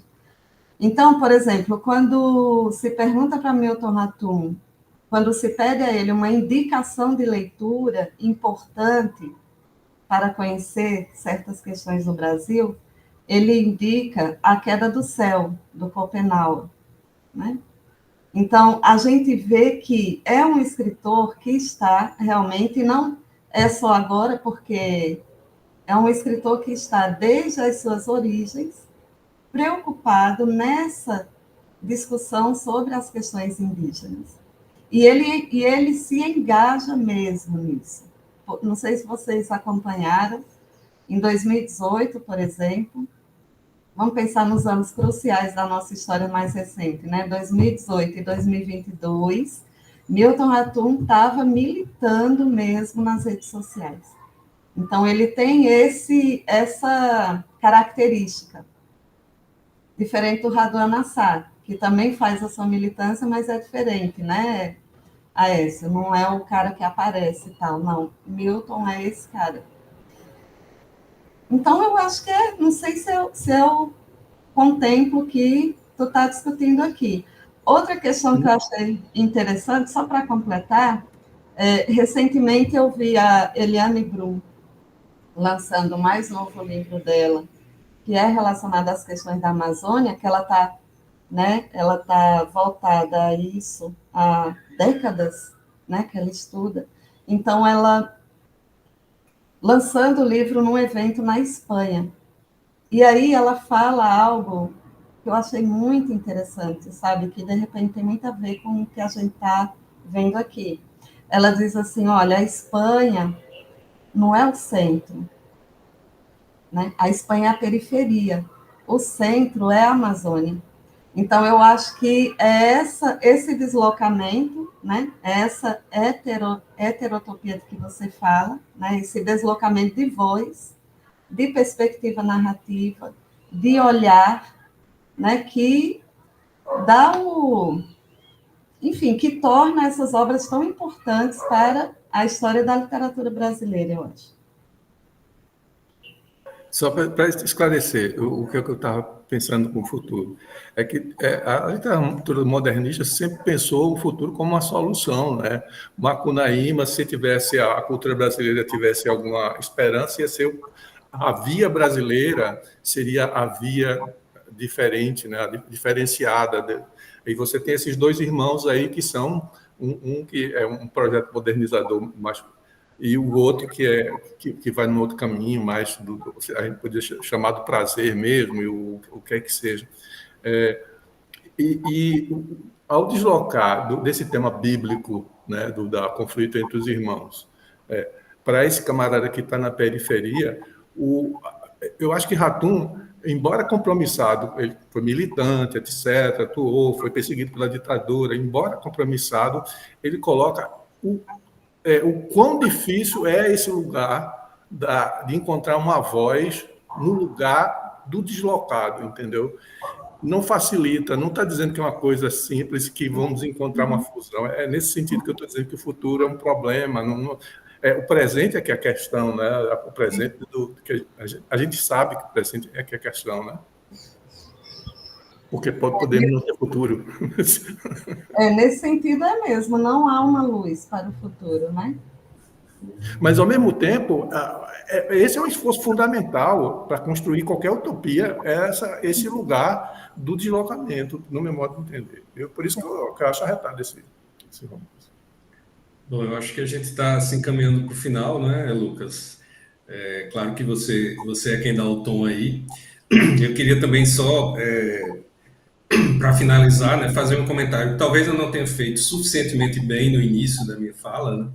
Que é exatamente chamar a atenção para algo que o Lucas chamou muito bem, que é quanto à pertinência temática, né, das duas intervenções, e que Jonatas aprofundou também, né, essa questão, né, da escolha lá do João Botelho, em virtude, né, de uma volta do fascismo, e ele elegeu o ano de 36 como o herói, né, do filme dele. E quando a gente sai vendo a tua discussão, a gente sai vendo as similaridades entre Portugal e Brasil, né, agora mesmo eu estou envolvido num projeto também documentário sobre o período da ditadura, e a gente fui ler umas coisas da Revolução dos Cravos, e eu vi umas coisas lá do pessoal de Portugal, enfim, como as coisas são muito iguais, né? Como as coisas são muito semelhantes, né? Então é um tema extremamente atual, inclusive porque ele cita textualmente, né, a volta, o surgimento da extrema-direita neoconservadora no mundo, etc., que tem a ver, eu diria, com essa crise do patriarcalismo, né, ou de uma razão patriarcal, né, porque você tem exatamente lideranças